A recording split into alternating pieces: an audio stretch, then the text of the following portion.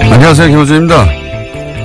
예산이 통과됐습니다. 개인적으로 가장 아쉬운 것은 아동수당입니다. 당초 보호자 소득과 무관하게 0세에서 5세 아동을 대상으로 했던 정부안은 야당의 반대로 소득 수준 상위 10%의 지급을 제외하기로 했습니다. 상위 10%는 그 돈 없어도 아이 키울 수 있지 않느냐. 보수가 항상 주장하는 선별 복지죠. 19세기 초 나폴레옹은 프랑스 혁명을 개선한다며 봉건적 의무와 농노자 폐지 그리고 전 시민에게 단일한 세금 체계를 선언했습니다. 왕과 귀족끼리의 동맹으로 유지되던 봉건국가에서 국민이 국가를 구성하는 소위 국민국가로 역사는 그렇게 발전을 합니다. 왕이나 귀족이 아니라 국가에 세금과 병역의 의무를 지고 국가는 그 국민의 보호 의무를 지게 된 거죠. 이후 가난한 빈민을 구제하는 구휼의 개념을 넘어서 국가가 국민 보편적 삶의 기본을 보장하는 복제 개념이 탄생합니다. 강도를 신고하면 경찰이 당신 소득이 상위 10%인가 아닌가 묻고 나서 출동하는 게 아니죠. 치안은 국가가 국민 모두에게 지는 보편 의무라서 그렇습니다. 자격은 국민이기만 하면 됩니다. 0세에서 5세까지 아동에게 국가가 삶의 기본에 대한 의무를 지겠다. 그 자격은 대한민국의 아동이기만 하면 된다. 이게 보편복지죠. 반면 10%는 제외한다는 것은 곤란에 처한 90%의 상대적 빈민만을 구휼하겠다. 이것은 기본적으로 구제입니다. 그러니까 이건 돈의 문제가 아니라 국가의 의무를 어디까지로 할 것인가 하는 국가 철학의 문제다. 역사가 한 걸음 더 나아가는 걸 누군가 막았다. 김원준 생각이었습니다.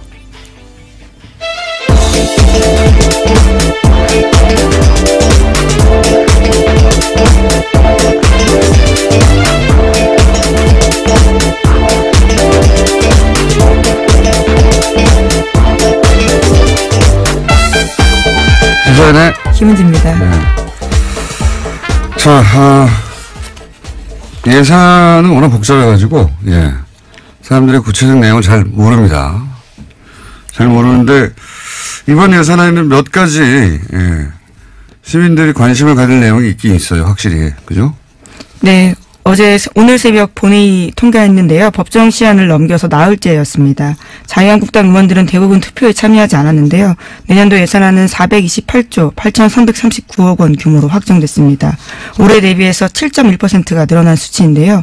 내년 예산안에서 가장 큰 비율을 차지하는 것은 보건, 복지, 고용 부분입니다. 그 다음으로는 일반 지방행정, 교육, 국방 순인데요. 공무원 증원 규모는 9,475명으로 확정됐습니다. 뿐만 아니라 남북협력기금 같은 경우에는요. 400억 원 감액됐는데 앞서 말씀하신 아동수당 같은 경우에는 2인 가구 이상 기준소득 수준 90% 이하로 해서요. 만 5세까지 아동 내년에 2018년 9월부터 10만 원씩 신규 지급됩니다. 그리고 이제 노년층을 상대로 기초연금 이것도 이제 20만 원에서 25만 원 인상됐는데 이것도 역시 지방선거 끝나고 나서 예, 아동수당도 지방선거 끝나고 나서 예, 지방선거 이전에 하면 정부 인기가 올라간다고 처음 듣는 얘기로 그렇게 연기가 됐고요. 자, 요 사안 관련해 가지고 아동수당 어제 저희가 이제 정창 소장님하고 얘기를 나누다가, 예, 아침에 긴급하게 합의문에 실제 오타도 있고, 예, 그렇게 긴급하게 작성된 것이고, 그 긴급한 걸 보다가 어제 나라살림연구소의 정창 소장님 무려 20년간 세금을 모았지만 실수를 하나 하셔가지고 제가 미니로 정정 인터뷰를 짧게 잡았습니다. 안녕하세요, 소장님. 네, 안녕하십니까. 네. 어제 실수를 하셔서 저희가 정정의 기회를 공식적으로 다시 드립니다.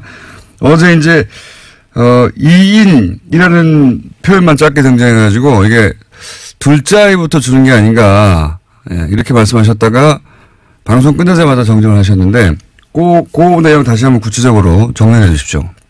네, 정확하게 워딩은 2인 가족 소득 기준인데, 네. 예, 이 소득이란 말이 이제 조금 제가 잘못 판단을 해가지고 아마 제가 실수를 한 것 같고요. 네. 그러니까 아이는 첫째 아이부터 지급이 되는데 네. 보호자가 2인 이상 가고 이렇게 이걸 의미하는 겁니까?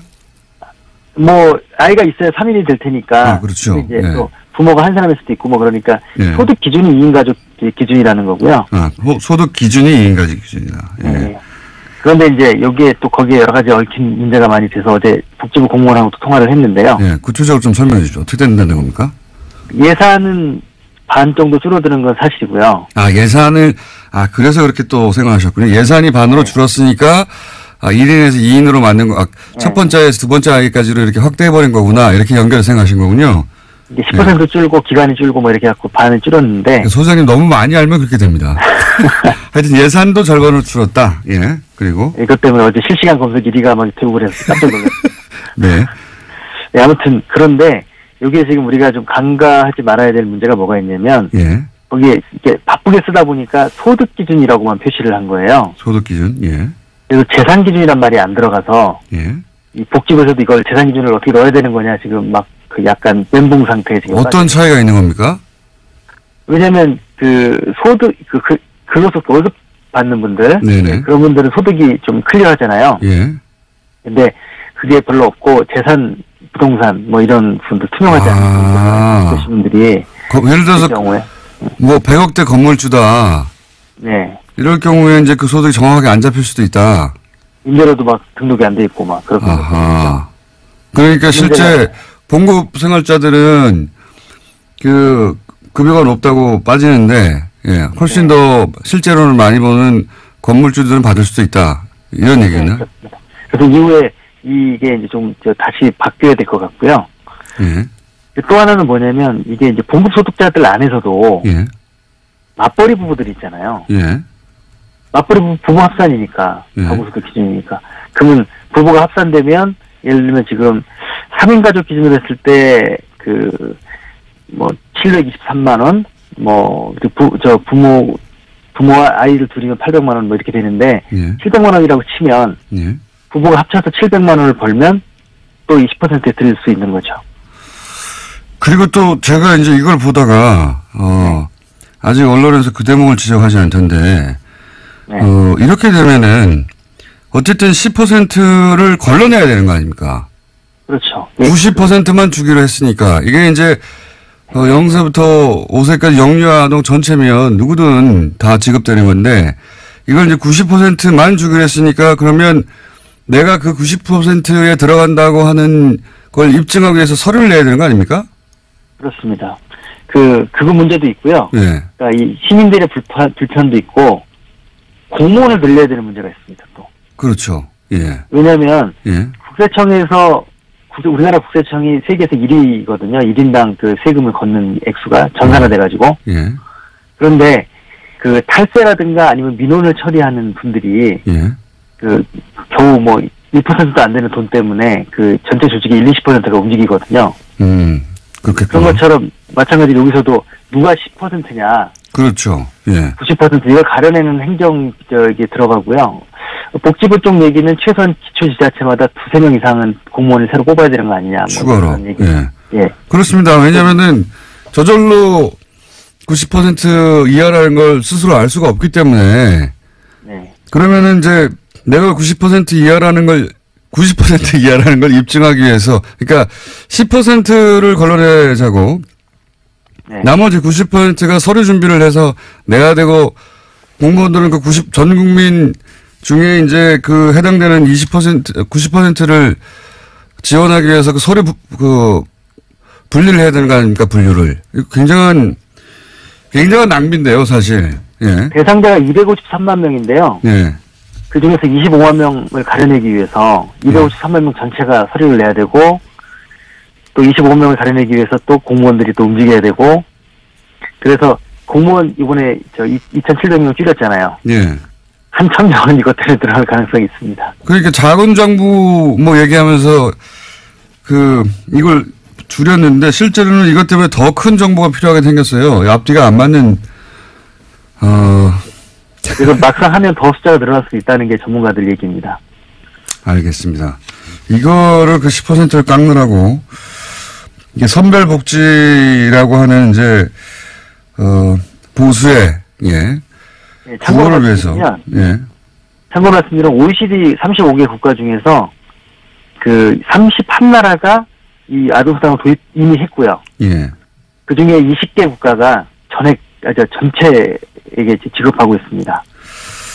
알겠습니다. 예. 사실관계는 오늘 여기까지 하고요. 예. 예산 문제는 오늘 민의로 어제, 잘못 나갔던 방송을 정정하는 차원에서 민의를 잠깐 했고요. 예. 요 예산 얘기는 다시 한 번씩은 또 따로 갖겠습니다. 할 얘기가 많기 때문에요. 오늘 말씀 여기까지 듣겠습니다. 감사합니다. 네, 감사합니다. 네. 그러니까요. 예. 그러니까 한 30만 정도가 24만 뭐 그 정도에 들지 않는다는 걸 입증하기 위해서 서류를 내야 되고 그걸 처리하는 공무원이 더 필요해요. 예산도 더 필요하고 이게 말이 안 되는 것 같은데요. 어쨌든 아동수당은 그렇게 됐습니다. 나머지 분들은 이제 서류를 내야 한다. 자기가 하위 90%라는 말 걔네도 좀 웃기긴 한데 하위 90%에 든다는 걸 입증하기 위해서 내가 상대적으로 더 가난하다라는 걸 입증해야지 이걸 받는 거죠. 예.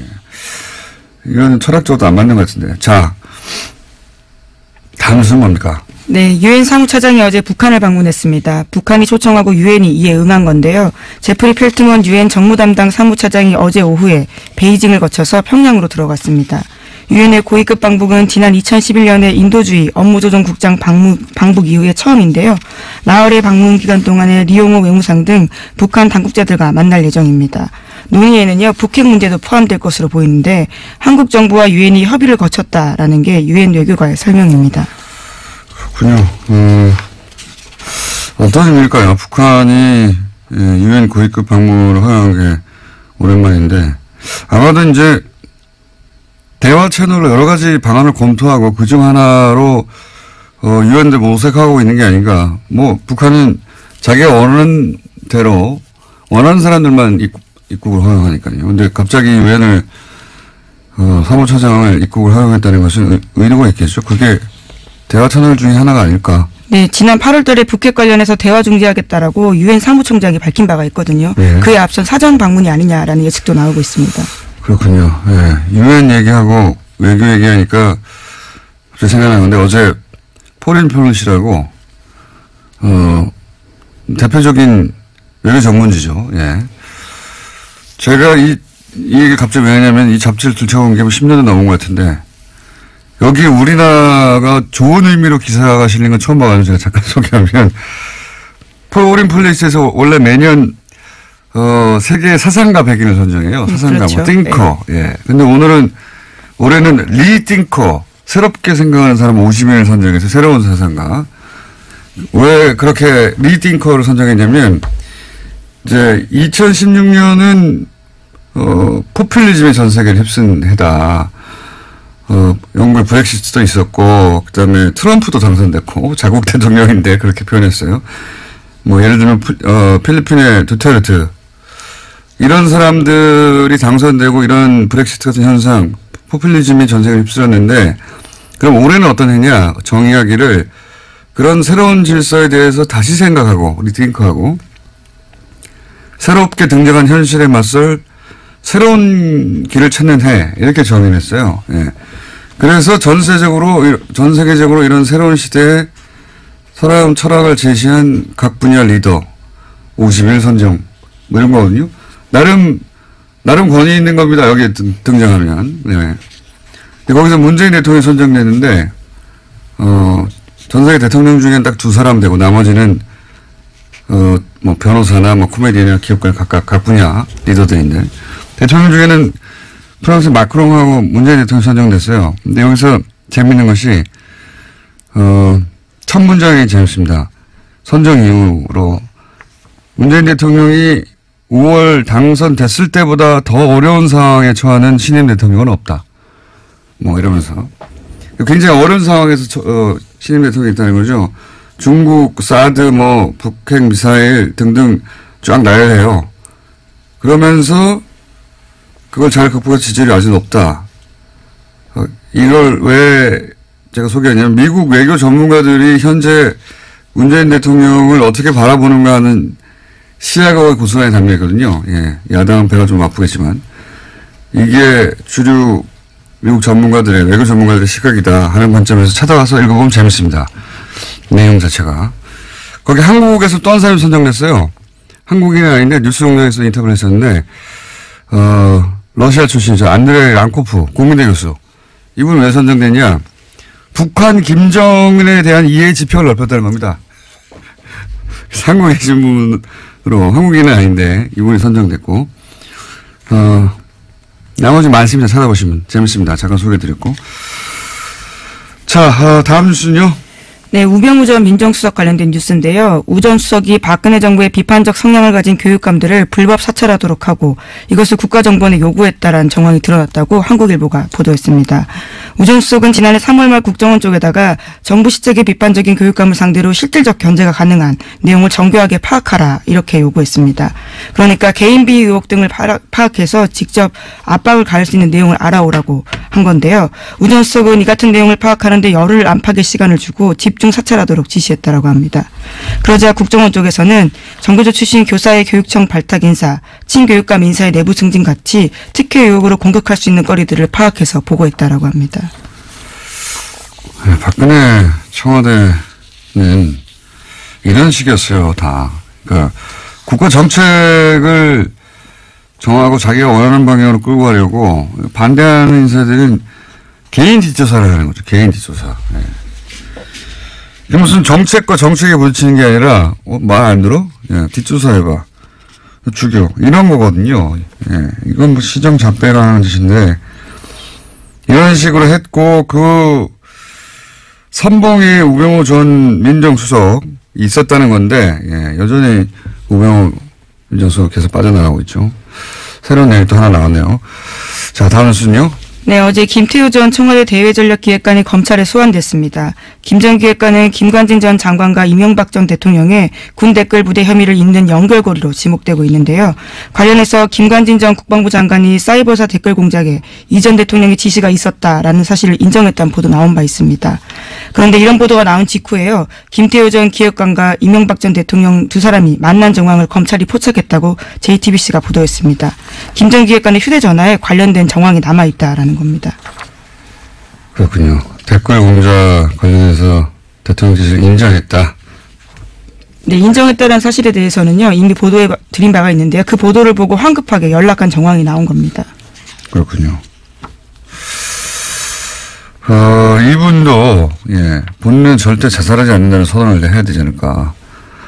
예. 그럼 저는 이런 뉴스를 볼 때마다 그런 생각이 듭니다. 예. 만났겠죠, 당연히. 예. 자, 이 뉴스는 아마 후속으로 뭐가 계속 앞으로 나올 것 같으니까 만났다고 한다까지만 저희가 알려드리고. 자, 다음 뉴스는 뭔가요? 네, 문무일 검찰총장이 어제 국정원 등 주요 적폐 수사를 관련해서 자신의 입장을 밝혔는데요. 올해 안에 마무리하겠다라는 겁니다. 문 총장은 그러면서 수사 피로감이라는 단어를 쓰기도 했는데요. 수사 일정과 관련해서 언급한 내용의 핵심은 모든 수사들이 검찰에 집중되어 있기 때문에 이것을 연내에 마칠 거다라는 겁니다. 주요 부분에 대해서는 연내에 끝내고 내년부터는 민생사건 수사에 집중하겠다라는 말도 했는데요. 이명박 전 대통령 등에 대한 수사의 확대와 진정 가능성을 차단한 듯한 발언이라서요. 비판을 사고 있습니다. 아니, 이거는 말이 안 되죠. 누구 맘대로. 이게 이제 시대 과제거든요. 검찰총장 혼자서 이제 안에 그럴 수 있는 사안이 아니에요. 그리고 MB는 시작도 안 했는데 무슨 끝냅니까? 지금 3주 남았는데요. 3주 동안 그러면은 기소도 다 하고 다 하란 말인가요? 이게 말이 안 되는 이야기인데 검찰총장이 갑자기 게다가 이 피로감이라는 단어는요. 보수 정당 보수 매체가 몇 달 전부터 계속해서 주장해왔던 프레임이거든요. 이거 피로감 온다, 피로감 온다. 피로감 안 왔어요. 피로감, 예. 국민 피로감 아직 안 왔어요. 피로감이 오기는커녕 아니 MB는 아직도 시작도 안 했는데 뭘 끝냅니까? 이건 문무일 총장의 개인적인 발언인지 지금 실제 이제 서울중앙지검과는 교감이 없었던 것 같다고 보도하고 있잖아요. 네, 그렇죠. 오늘 아침 한겨레 신문이 그렇게 보도하고 있는데요. 어제 문 총장 같은 경우에는 수사 피로감을 내세우면서 이런 말도 했습니다. 사회 발전에 도움이 안 된다라는 겁니다. 누구 맘대로 그런 거를 발전에 도움이 된다 안 된다고 정합니까? 예, 심지어 서울중앙지검 수사팀 관계자 말에 따르면요. 제일 먼저 사건이 왔던 댓글 사건 같은 경우에도 추가 확인 작업을 진행하고 있다라는 건데요. 아직까지 계속 하고 있다라는 겁니다. 아니 지금 김태호 전 대외전략기획관은 이제 처음으로 소환됐는데요. 무슨 끝냅니까 이제. 이건 말이 안 되는 이야기고요. 이런 얘기를 했다면 저희가 또 관련 인터뷰를 또 잡아봐야 되겠네요. 예. 이건 말이 안 된다고 봅니다. 이게 모르겠어요. 예를 들어 서울중앙지검에 지금 이 사건을 수사하고 있는 검사들이 육체적 필요를 호소하고 있다. 필요할 수 있죠. 육체적으로. 너무 곤란해서. 그럼 사우나 건을 끊어주세요. 갑자기 무슨 사회적 피로감을 얘기합니까? 국민들한테 여론조사 했나요? 네, 심지어 수사팀 내부에서도요. 문 총장도 특별수사가 전공인데 시일 정해두고 수사할 수 없다는 거 너무 잘 알고 있는데 이런 말을 왜 하냐라는 이야기가 나오고 있다고 합니다. 뭐 보수정당이나 이쪽에서 예를 들어서 문물 총장에게 이거 너무한 거 아니야? 사회적 피로감이. 이런 이야기를 했을 수도 있고 거기에 립 서비스를 했는지는 모르겠어요. 그렇다면 뭐 이해가 가는데 뭐 그것도 이해가 갈 건 아니죠. 왜 립 서비스를 합니까? 정말로 이렇게 생각하는 거라면 이건 저희가 여론조사도 하고 필요하십니까? 하는 여론조사도 하고 그것도 발표하고 그리고 이게 왜 여기서 뭐 조천 안 되는지 계속 인터뷰도 하고 전 총장들도 인터뷰하고 해야 될 것 같습니다. 자, 시간이 거의 다 됐네요. 예, 제목만 체크하고 넘어가죠. 네, 박근혜 정부 블랙리스트와 관련해서 항소심이 진행 중인데요. 어제 이와 관련해서 의미 있는 진술이 나왔습니다. 30년 가까이 예술 지원 업무를 담당한 실무자가 법정에 나와서 한 말인데요. 전두환 노태우 시절에도 이런 적은 없었다라는 겁니다. 그 시절도 뭐 말도 안 되는 시절이긴 했는데 그때하고 비교하는 건 그렇게 말도 안 되는 시절에도 적어도 이런 식으로 블랙리스트를 작성해서 이 사람은 빼. 네, 껌껌이 이렇게 한 적은 없다라는 겁니다. 그렇다는 얘기죠. 예. 박근혜 정부는 보면요. 그러니까 이 군사정권 시절에는 최소한의 이 단어밖에 들어맞지가 않겠네요. 최소한의 가오라는 게 있었거든요. 그 군사정권 시절에. 그렇게까지는 내가 대통령이 안 한다. 근데 박근혜 정부 시절에는 그게 없어요. 이 세월호 사고 났는데 시술을 한다든가 사람에 대한 연민이나 애정, 예의, 기본적으로 그게 없는 것 같습니다, 문제는. 예. 자, 그 외에도 소개할 기사가 있는데 오늘 시간을 너무 많이 잡아서 미니 때문에 오늘 여기까지 하고 나머지 못한 건 내일 하죠. 예. 네, 그러시죠. 피로감이 아니고 필요감을 느낍니다. 필요감. 매우. 필요하다라는 의미시죠. 여기까지. 네. 대표 경선 일주일 남았습니다. 예. 현재 구도가 친홍, 친박, 그리고 중립, 이렇게 3파전이라고 하는데요. 오늘은 중립지대 후보가 당선되어야 한다고 주장하시는 나경원 의원을 스튜디오에 직접 모셨습니다. 안녕하세요. 네, 안녕하세요. 이 음악, 외나무 다리. 우리, 예. 지난번 예전 서울시장 선거 때. 예. 원수는 외나무 다리에서 만나는데, 예. 아시는 분은 아시겠지만, 의원님과 제가 오랜 구원이 좀 있습니다. 예, 원수, 외나무 다리. 다른 이야기 하기 전에, 그동안 제가 미웠다, 안 미웠다? 단답형으로? 아니, 당연히 미웠죠. 네, 미웠다. 예. 네. 그 미웠던 얘기는 다음 기회에 따로 하기로 하고, 예, 오늘은 자유한국당 원내대표 경선 이야기만 하기로 하겠습니다. 자. 외나무다리 시그널 마음에 드십니까? 제가 막 웃긴 했는데요. 갑자기 옛날 생각이 나는데. 네, 제가 다 잊어버렸는데. 다 잊어버렸는데, 사실은. 예, 네. 잊어버리실 리가 있나요? 잘못하신 줄 아시는군요. 글쎄요. 자, 오늘은 손님 오셨으니까, 예. 그 이야기는 다음 기회에. 현재 당내 경선 구도가 친홍, 친박, 중립 이렇게 3파전이 맞긴 맞습니까? 예, 그렇습니다. 네. 이제 후보들이 속속 출마 선언을 하고요. 오늘은 그 중립 후보 단일화를 위한 토론회를 합니다. 그래서 오늘 토론회하고 오늘 내일 이틀 여론조사를 해서 내일 단일 후보 발표하기로 했습니다. 중립 후보라면 이주영, 조경태, 한선교 의원 이렇게. 예, 그렇습니다. 예, 세 분. 근데 예. 그 단일화를 의원님이 주선 혹은 제안하신 거라면서요? 그렇게 언론에 보도됐던데. 예. 그러니까 사실 이제 저는 처음부터 이번 원내대표 선거는 개파 대리전이 돼서는 안 된다고 생각을 했거든요. 가장 중요한 핵심이 이제 이 당이 안 그래도 힘이 없는데 정말 진정으로 통합이 되어야지 뭐 문재인 정부의 힘이 없긴 없습니까? 예, 느끼십니까? 뭐 어제도 저희 사실은 좀 이제는 너무 무시하는 것 같아요, 저희들 사실은. 그리고 사실은 어제는요, 신종 날치기입니다. 국회의장이 어제 예산안을, 예. 처리를 사실 이제 저희가 의총하는 사이에 국회를 열어서 표결에 붙였거든요. 근데 아시다시피, 우리가 그저께 그 원내대표 3명이 합의한 것은요, 잠정 합의안입니다. 반드시 원내대표들이 합의한 것은 의총에서 추인을 받아야지 이 제대로 효력을 발생하는 건데요. 이 저희 의총에서 추인받지 못했다는 것을 분명히 얘기했음에도 불구하고 이 정세균 의장께서 여야 원내대표들이 다시 한번 얘기해봐라. 뭐 이런 시간도 주지 않고. 열몇 시간 드리지 않나요? 아니, 다시 한번 불러서 정세균 원내대표가 그런 걸 이렇게 주선한 다음에 표결에 붙였어야 되는데, 뭐 예정된 시간을 넘겼다는 이유만으로 그냥 표결에 붙인 것은 정말 국회의장으로서 이것은 우리 정세균 의장님 제가 좋아하거든요. 의회주의자다라고 생각하는데 정말 어제는 굉장히 실망스러웠고요.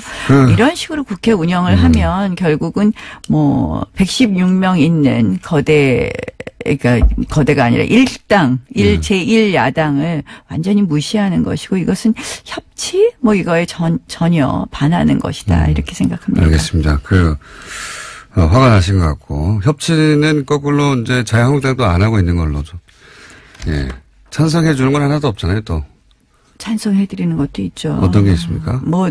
아니, 저희가 찬성 안 하면 법안 통과됩니까? 그러니까, 찬성을 특별히 해 주는 건 없는 걸로 알고 있는데, 제가. 예. 번번이 저희의 의견을 전혀 안 들어주는 또 여당도 문제이겠죠. 그래서 사실은 저는 이제 의회는 가장 중요한 게 합의인데 너무 이 국민의당과 이번에도 결국 야합했다고 우리가 다 평가하는 거 아닙니까? 그래서 다 평가는 아닌 것 같고요. 국민의당이요. SOC 예산 챙겨갔죠. 그리고 이 카톡 문자도 확인되지 않았습니까? 그래서 이런 거 보면은 사실은 이제 국민의당만 어떻게 이렇게 돌려서 과반만 넘자 이렇게 가니까 사실은 일야당의 이야기는 무시되는 것이 너무 많은 것 같습니다. 그래서 이렇게 돼서는 과연 의회가 의회로서 작동할 수 있겠느냐 이런 걱정입니다. 알겠습니다. 거기에 또 제가 할 말도 있긴 한데 오늘은 사실 그 얘기 때문에 오신 게 아니어서 그 얘기 듣기만 하고요. 예. 친홍 후보는 그러면 다시 아까 이야기로 돌아가서 김성태 의원이 맞는 거죠? 그렇죠. 그렇게. 홍준표 대표께서 이제 노골적으로 이렇게 말씀하셨으니까요. 친박은 홍문종, 유정 의원 이렇게 되는 거죠? 네, 그렇죠. 친박 의원도 단일화 한다는 얘기가 있죠? 두 분도 단일화 노력을 한다고 이야기를 들었습니다. 본인은 왜 안 나가셨어요? 나온다는 얘기가 한참 있다가. 예. 아니, 중립 후보들이 너무 많은 거예요, 사실은. 본인이 단일 후보가 되면 되잖아요, 거기서. 거기서 저까지 하겠다고 나서서는 단일화가 되지 않겠더라고요, 사실. 그래서 제가 빠져야지 단일화가 좀 더 쉬울 것 같아서 제가 좀 세 보이잖아요.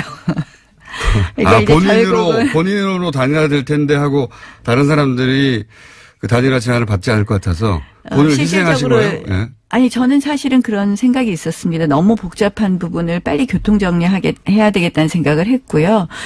실질적으로 단일 후보 지금 룰도 우리가 결국 자유한국당을 지지하는 국민들께 물어보는 여론조사 형태를 취하기로 했거든요. 예. 원래는 책임당원을 하려고 했는데. 일반 여론조사로 바꿨어요? 예. 왜냐하면 책임당원 명부를 당에서 줄 수 없다 해서 일반 여론조사를 바꿨는데요. 이제 그런 예가 없답니다. 당 내에서도 무시당하고 있는 것 같은데요. 중립 후보들이. 그래서 저희가 야당의 길을 제대로 걸으려고 중립 후보가 당선되어야 되겠다고 생각합니다. 지금 판세는 어때요? 그러니까 친홍 그리고 친박 그리고 중립 친홍도 친박도 아니다고 하는 중립 이 전체적 표심의 향배는 어떻습니까? 사실 이제 중립이라는 것이 어떻게 보면 이리저리 나중에 센 쪽으로 붙기 때문에 남기 어렵다 이런 걱정들 하시는 분들도 있는데요. 실질적으로 이제 저희가 계파 갈등 때문에 사실 이 지경이 되지 않았습니까? 저희가 뭐 작년 총선 때부터 시작된 거라고 생각을 네. 하는데요. 그래서 개파 갈등이 굉장히 염증을 내는 의원들이 많이 있습니다. 그래서 저는 중립이 확대될 것이라고 생각을 하고 그런 흐름이 있다 이렇게 말씀드릴 수 있습니다. 확대될 거라는 건 아직 그러면 1위는 친홍 후보인 김성태 의원이 가장 유력한 상황입니까, 판세는? 그러니까 지금 저 제일 불량 유권자가 국회의원이라는 거 아시죠? 네. 예, 어떤 의미에서? 그러니까 저 원내대표 선거를 하고 나면 모든 후보들이 다 본인 다 찍는다고 그러니까요. 이렇게 얘기하는 거 아닙니까? 각 후보자들이 나와서 표를 계산하면 국회의원 총수를 넘어가요, 항상. 예. 국회의원 총수 곱하기 후보자 수. 예, 그렇게 되는데요. 그래서, 친박 후보와 이 친홍 후보는 지금 아주 핵심 개파로 묶여있는 몇 명, 이게 숫자가 나오지 않습니까? 그럼 100으로 나눴으면 친홍은 몇 쯤 됩니까? 현재 저는 판세를. 한 35에서 40은 친홍으로 그러니까 친홍으로 묶을 수 있다고 묶을 수 봅니다. 있다. 예. 그리고 친박은? 친박도 30표 내외 정도를 지금까지 그럼 남아 있는 둘이 합치면 70인데요. 예.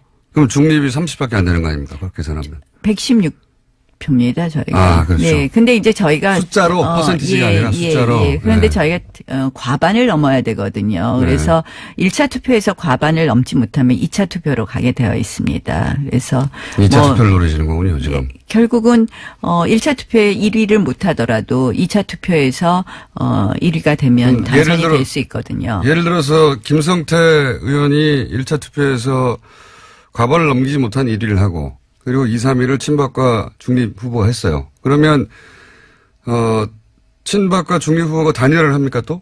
단일화를 단일화할 하는 필요가 것이 없죠. 아니라 지금 2위가 돼. 예, 그렇죠. 그러니까 예를 들어서 중립에 있으면 예. 어느 쪽이 1등을 하든 저희가 2등만 해도 떨어진 쪽이 저희를 찍게 되어 있는 거죠.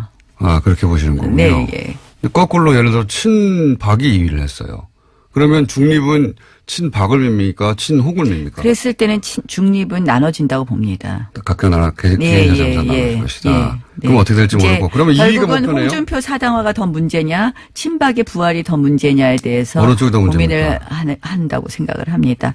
저는 사실은 이 친박의 부활도 굉장히 문제인데, 사실 서청원, 최경환 의원에 대해서 어제 홍준표 당대표께서도 소멸되는 과정이다 이런 표현을 쓰셨거든요. 그래서 그런 면에서는 지금의 권력인 홍준표 대표의 사당화 이 부분에 대해 더 큰 문제 아닌가 이렇게 친박은 생각합니다. 어차피 소멸되고 하는 과정인데 친홍이 더 문제다. 그런데 네. 홍준표 대표가 왜 이렇게 문제죠? 왜 절대 안 된다고 생각하십니까? 굉장히 장점도 있으시지만 사실은 외연 확대에 있어서 상당히 문제가 있다고 생각을 합니다. 홍준표 대표의 문제입니까? 아니면 김성태 후보 개인 자질의 문제입니까? 저는 홍준표 대표의 문제를 말씀드립니다. 김성태 후보의 개인 자질은 문제가 없나요? 그 부분은 각자 의원들마다 성향이 다를 거라고 생각을 합니다. 의원님 생각이 보시기에는요? 저희가 이제 원내대표가 어제 보면 저희가 전략과 전술에서 다 실패했다. 치밀함에서 부족했다. 이런, 지적들을 많이 하고 있습니다. 예산안 처리 과정에서. 결국은 원내대표가 샤우팅만 해도 안 되고 그렇다고 새님처럼 앉아서 계산만 해도 안 된다고 생각을 하거든요. 두 캐릭터를, 그러니까 정말 치밀함과 또 돌파력과 이러한 것을 다 가져야 된다고 생각을 하는데요. 사실 이제 나온다고 하시는 분들 어느 한 분도 부자가 진 사람이 없다. 문제가 되는 사람이 없다고도 볼 수 있고 모두들 또 미흡하다고 볼 수 있는 부분도 있다고 생각합니다. 김성태 의원하고 친하다고 자꾸 물어보시면 제가 이제 김성태 의원에 대해서 뭐라고 얘기하면 다른 후보들이 또 화를 낼 수도 있고. 좋은 점 빼고 나쁜 점만 얘기해 보세요, 그러면. 그러면 이제 나쁜 것만 기사되잖아요. 김성태 의원은 좋지 않습니까? 친홍 후보가 타격을 입는 건 좋지 않습니까? 이 정도 하죠. 중립 근데 문제가 있긴 있군요. 보시기에. 김성태 의원은 이제 이 돌파력은 있으나 있다. 머리가 없다. 샤우팅은 강하시죠. 네. 샤우팅만 강한 그쪽이 너무 강하다 상대적으로. 이렇게 꼭 말씀을 이렇게 만드시는군요. 그러니까 이제 중립 후보는 나눠질 것 같습니다. 만약에 친박 후보가 2등이 돼서 친박과 친홍이 붙었을 때는. 그럴 경우에. 그러니까 지금 중립 후보의 1차 목표는 2위를 하는 거네요?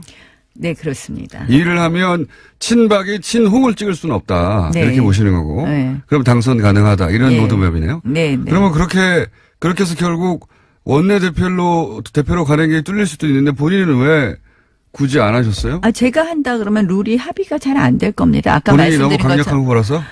그러니까 다른 면에서 강력한 게 아니라 제가 늘 이제 여론조사 같은 거 하면 제가 그래도 잘 나오는 편이니까. 왜 웃으십니까? 예, 제가 10년 전에 직접 인터뷰한 적이 있었는데. 네, 맞습니다. 그때는 친했어요. 그때는 이렇게까지 뻔뻔하지 않았거든요. 근데 의원실에 있을 때 인터뷰할 땐 잘해주시던데 인터뷰 내용은 별로 그때도 우호적이지 않으시던데 그 정도는 기사로 나온 거는. 우호적인 게 없습니다. 그 정도는. 알겠습니다. 네. 그 이유를 생각해 보세요. 서울시장 선거 때. 자, 그 얘기 나중에 하고요. 홍준표 대표의 사당화가 문제다. 이런 주장도 하셨는데 네, 사당화가. 그렇습니다. 그러니까 홍준표 대표가요. 뭐가 사당화죠? 사당화라는 것은 대표라는 거는 당원 당규에 따라서 당원이 위임한 권한을 행사하는 거 아닙니까? 네. 그러니까 모든 권한을 행사하는데 당원 당규에 따라서 해야 된다고 생각을 합니다. 근데 어제만 해도 어제 관음클럽 토론회에서 이런 말씀을 하셨어요. 새로 원내대표 선출되게 되면 원내 사안도 내가 관여하겠다. 근데 저희는 분명히 투톱 시스템이거든요. 대표는 당을 대표하는 그래서 당무를 총괄하는 업무를 하는 거고 원내 사안에 대해서는 원내대표가 최고의 권한과 책임을 가지고 있거든요. 그런데 뭐든지 본인이 다 하시겠다 그러세요. 원내대표도 자신이 오달 내리겠다 말하자면. 그다음 그동안 모든 발언이 그렇잖아요. 광역단체장도 누구는 된다, 누구는 안 된다. 이 사람은 공천 안 줄 거다. 부산시장에 대해서. 서병수 부산시장에 대해서 안 된다고 얘기했죠. 근데 사실은 광역단체장도요. 저희가 분명히 광역단체장은 대통령 선거 후보를 선출하는 것과 똑같은 방법으로 경선을 하는 것이 원칙입니다. 다만 취약 지역에 한해서 우리가 전략 공천을 할 수 있는 건데요. 이것도 당원 단계에 있는 것에 막 반하는 이야기를 툭툭 하세요. 서병수 부산시장을 취약한 지자체장으로 파악하신 거 아닐까요? 아니요. 취약 지역이라는 것은 저희 당이 취약한 지역. 그래서 아하, 이제 후보가 아니라. 호남이라든지 이런 경우에만 전략 공천을 할 수 있고 원칙이 경선하게 되어 있습니다. 대통령 후보 경선하고 똑같이 정말 왕왕 그런 예가 너무 많이 있거든요. 그래서 제가 지자체장들에 대해서 그냥 개인 의견을 밝힌 거라고 볼 수도 있지 않습니까? 뒤에서 작업하는 것보다 낫지 않나요? 아니, 안 된다. 안 된다 하고 말씀을 하시는 것은 맞지 않는 거죠. 본인이 생각하기에는. 아니, 본인이 생각하는 것이 아니라 그냥 안 줄 수 있어. 안 주겠어. 공천 안 준다? 안 준다. 이런 식으로 공천권을 본인이 가지고 있는 것처럼 이야기하시는 거. 그다음에 그 외에도 굉장히 많은 당원 당규를 지키지 않는 사례가 너무 많이 있습니다. 또 하나만 얘기해 주세요, 그러면. 하나 더 얘기할까요?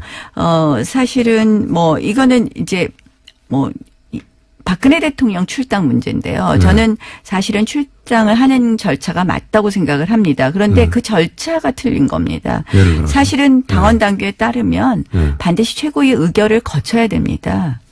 그런데 최고의 의결로 확정되는 것입니다. 그런데 이것도 최고의 의결이 필요 없다고 본인이 막 주장을 하셨거든요. 유불리에 따라서 본인이 당원 당규에 정해진 걸 그냥 건너뛰거나 한다. 예. 그래서 저는 우리가 이렇게 실패한 것, 또 우리가 지금 사실은 국민의 지지로부터 멀어진 것은 사실 박근혜 전 대통령의 어떤 국정농단의 핵심이 법치주의에 위배됐다는 거 아닙니까? 그래서 그런 면에서 저는 이렇게 당원 당규를 무시하는 대표의 이런 월권적 행위가 결국 사당화를 초래한다고 생각을 하고요. 최근에 이제 당무감사 같은 거 보면 또 마찬가지거든요. 사실 당무감사해서 현역 국회의원을 당협위원장에서 내쫓는 예는 여태까지 정당 사상에 거의 찾아볼 수가 없거든요. 굉장히 계획적인 거 아닙니까? 현역이라 하더라도 위원장이 쫓아낼 수 있다. 굉장히 계획적인 거 아니에요? 그러니까 줄 세우는 거죠, 한마디로. 그걸 줄 세우는 거라고. 줄 세우는 거죠. 그러니까 그 말도 일리는 있네요. 예, 줄 세우는 겁니다. 그래서 저는 제일 나쁜 것이 줄 세우는 거라고 생각을 합니다. 워낙 홍준표 대표가 당내에 줄이 없어 그런 거 아니에요? 세력이? 대표인데도 불구하고. 아니, 이미 이제 줄을 많이 세우고 계십니다. 많이 섰어요? 많이 세우고 계십니다. 네. 그래서 30년 그러니까 정도 이거 섰습니까? 정말 이렇게 네. 세우시면 안 되죠, 줄을. 저는 아니 그리고 뭐 공천도 네. 이제 뭐 정말 마음대로 하겠다는 발언을 툭툭 하시니까 저 걱정되는 분들은 말씀을 못 하시는 거죠. 당내 이런 잘못된 사안에 대해서. 근데 지금 말씀하셨다시피 이제 야당이 무시당하고 있으면 그렇게 강력한 리더십 필요하지 않나요? 아니 강력한 리더십 당연히 필요합니다. 그래서 제가 네. 홍 대표의 또 긍정적 측면을 당연히 동의하는데요. 이것이 20%를 못 넘기는 거죠. 그런 결국은 언행과 좀 더 보수가치의 핵심 중에 저는 법치라고 생각을 하고요. 판사 출신이시니까 또. 네, 그렇습니다. 저는 네. 굉장히 중요하다고 생각합니다. 그래서 이러한 부분 제대로 지키지 않고 있고, 그러니까 보수는 사실은 유능하다, 신뢰할 수 있다, 그다음에 일관성이 있다, 예측이 가능하다 이래야 되는데 이러한 부분을 지금 깡그림 무시하는 쪽으로만 가시고 계시거든요. 그래서 사실은 이런 부분에 있어서 아쉬운 부분이 있습니다. 알겠습니다. 벌써 시간이 다 됐어요. 이렇게 시간이 빨리 지나갑니다. 저희 방송에 나오시면 2분, 3분밖에 안 남았는데 나오신 김에 제가 궁금했던 거 현 정세에 관한 이야기를 길게는 못하겠고 단답형으로 몇 가지 여쭤볼게요. 네. 예. 바른정당과 국민의당은 통합한다 못한다? 못한다. 못한다. 국민의당 호남계는 분당한다 안 한다? 당분간 분당 안 한다. 하지만 할 수 있다. 네. 유승민 대표, 안철수 대표는 차기 대선 후보로 살아남는다 못 남는다? 못 남는다. 두 사람 다? 네, 못 남는다고 생각합니다. 못 남았으면 좋겠다? 아니, 못 남는다고 생각합니다. 못 남는다. 유승민과 안철수 한 사람만 선택하라면 유승민이다 안철수다?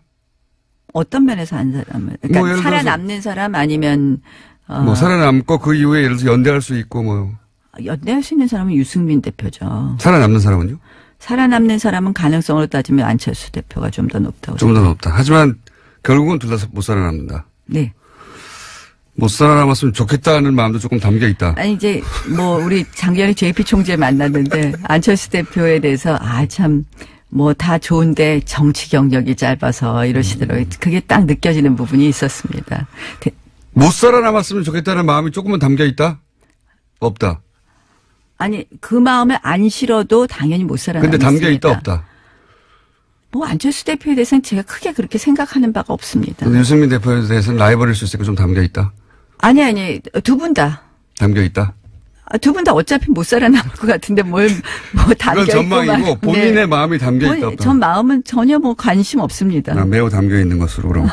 문재인과 홍준표 중에 누가 더 밉다? 현재 기준으로는?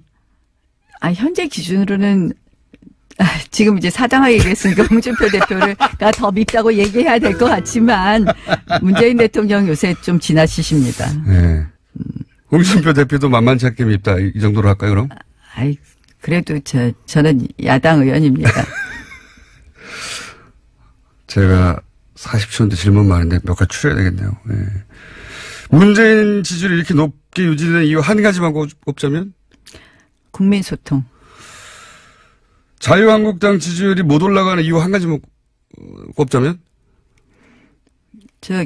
우리 김어준 공장장이 우리 편 안 들어줘서. 언론 환경이 좋지 않다는 것도 한마디 드리고요. 뉴스 공장 하나 있어요. 나경원은 대선 후보로 나선다 안 나선다? 지금 생각 없다. 지금은 아니지만 결국은 나선다 안 나선다? 언젠가는 나선다. 오늘 여기까지 하고요. 좀 자주 오시죠. 그동안 한 번도 안 불러주셨습니다. 나경원 의원이었습니다. 노루가즘 노회찬 원내대표 나오셨습니다. 안녕하십니까. 네, 안녕하십니까. 자, 예산안이 이제 중요한 화제일 수밖에 없고 어제 통과됐기 때문에 오늘 통과됐습니다. 오늘이죠. 새벽에 통과됐으니까 오늘 통과됐고. 근데 나경원 의원이 2부에 잠깐 나오셨는데 이런 항의를 하고 계셨어요. 이제 잠정 합의를 했다, 원내대표. 근데 잠정 합의라는 것은 이제 의원총회에 돌아가서 추인을 받아야 되는 사안인데 추인도 안 됐는데 통과시켰기 때문에 이건 날치기다, 신종. 이렇게 표현을 했어요. 여기에 대해서 전문가로서 한마디 제가 손님으로 오셔가지고 일일이 반박을 못 했는데. 네. 일단 예산안은요. 네. 국회 선진화법에 의해서 그 합의에 이르지 못하면은 본회의에 자동 회부되게 돼 있습니다. 12월 2일까지. 예. 그래서 자동 부의. 예. 12월 1일 날 자동 부의된 상태였고 이미. 12월 1일 날 부로 부의된 상태였고 예. 이제 수정안이 나왔는데 그 소위 말하는 잠정합의라는 거는 수정안에 대한 잠정합의. 예. 수정안에 사인은 했지만 의원총회에서의 동의를 구하지 못했기 때문에 잠정합의에 불과하다고 얘기한 것은 수정안에 대한 자유한국당의 입장이고 예. 근데 그 수정안도 국민의당이나 민주당은 합의한 상태였거든요. 예. 그래서 원안이 자동 부의된 상태에서 예. 어떤 수정안이라도 나올 수 있는 거예요. 예. 이것은 뭐 50명 이상이 동의해가지고 그 여기저기서도 낼 수 있는 것이고요. 예. 그래서 잠정 합의였기 때문에 안건 자체가 올라가면 안 된다. 다루어서는 안 된다는 얘기는 그 어느 나라 국회의원인지를 일단 확인해야 됩니다. 대한민국 국회의원은 그런 얘기 할 수가 없거든요. 자동 부의이기 때문에. 예. 근데 이제 논리는 이건 것 같아요. 잠정 합의가 됐다는 것은 이제 이제 원내대표끼리 얘기고. 네. 예. 의원총회를 해서 총의를 모아서 거기 추인을 하거나 반대하거나 의사결정을 해야 되는데 그 과정을 기다려주지 않았다. 뭐 이런. 그런데 그 얘기가. 과정에 참여 안 했잖아요. 그 과정이 표결 과정이지. 그거는 안건을 상정하는 과정은 아닌 거죠. 예. 그리고 사실 그리고 수정안은 예. 뭐 그 원내 교수단체들의 어떤 모든 교수단체들의 동의가 있어야만 올린다거나 이런 건 아니에요. 예. 그거는 뭐 정족수 어느 정도 수만 되면은 의사 정족수만 되면 올릴 수 있는 거죠. 그래서 표결에 이렇게 만약에 의원총회에서 이 안은 우리가 반대한다고 했으면 사실 표결에 참석했어야 되는 거죠. 참석했어야 되는 거죠. 네, 그렇게 생각이 되는데 이와 같이 이제 자유한국당에서는 제1야당을 무시하고 날치기를 통과시켰다라는 게 지금 자유한국당 입장인 것 같아요. 날치기라는 거는 되게 이제 의원들이 반대하는 가운데 근데 그 사람들이 그 표결하지 말라고 얘기하지는 않았어요. 자, 뭐 그런 일이 있었습니다, 어제. 그래서 사실은 자유한국당도 통과를 막지 못하는 건 알고 있었죠. 알고 있었는데 그래도 이제 지지자들 향해서 뭐라도 했다고 이제 퍼포먼스를 해야 하니까, 예. 어제 그렇죠. 퍼포먼스가. 자기들이 그 표결에서 표결을 해서 다른 야당과 더불어서 힘을 합쳐가지고 이길 가능성이 있어서 표결에 참석을 하는 거고요. 참석해도 이제 안 될 것 같으니까 예. 이제 참석을 안 하는 거죠. 그러니까 아무래도 이제 시험에 떨어질 것 같으니까 그냥 자퇴해버리는 거죠. 난 학교 안 다녔다. 그래서 시험을 안 쳤다. 그래서 나는 참석 안 했는데 왜 시험을 쳤냐고 학교에 항의하는 거죠. 그런 거죠. 예. 그런 상황으로 또 이쪽 지지자들은 이해하시면 될 것 같고. 그리고 필리버스터를 왜 안 했냐고 말하시는 분들인데 필리버스터를 12월 1일 지나면 못하도록 한 게 새누리당 여당 시절에 그렇게 만들어놨죠. 예. 그래서 필리버스터를 못한 겁니다. 뭐 할 어떤 제가 볼 때는 의지, 예. 투지, 뭐 심지어 체력 이게 되는지도 의문스러웠어요. 저 사실 필리버스터 한번 보고 싶었거든요. 자유한국당에. 체력.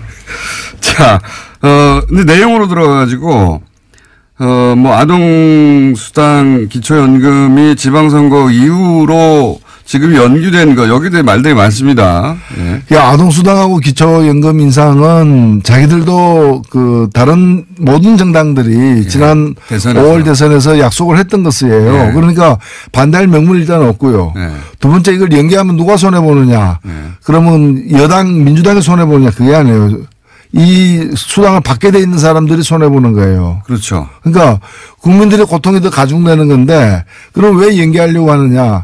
이걸 갖다가 예정대로 그 애초에 이제 예정했던 것처럼 오늘 통과됐으면 바로 내년부터 시행한다거나 네. 아니면 4월 혹은 뭐 나중에 여당에서 이제 수정안으로 양보한 게 7월부터였는데 네. 그렇게 할 경우에는 지방선거에서 여당에 대한 호감이 높아져 가지고 그러니까. 이제 싫으신다. 아니 그런 식으로 따지면은 근데 결국에는 자기들의 당리당략을 위해서 국민들의 고통을 더 받아라. 그런 이 얘기거든요. 셈이죠. 예. 이런 걸 우리가 보통 내자로 뭐라 그러는지 아세요? 민중의 적이라 그럽니다. 그렇잖아요. 민중이 더 고통받아야 자기들이 더 유리해진다면은 그런 위치에 있는 사람들이야말로 민중의 적인 거죠. 그러면 평창올림픽에서 금메달이 쏟아져 나왔다. 한국 선수단이, 예. 대표단이. 그러면 이제 정부도 좀 칭찬받을 거 아니에요. 예. 그러면 그렇죠. 평창올림픽도 연기해야 됩니까? 금메달 따면 안 됩니까? 제2의 김연아 나오면 안 됩니까? 말이 안 되는 거죠.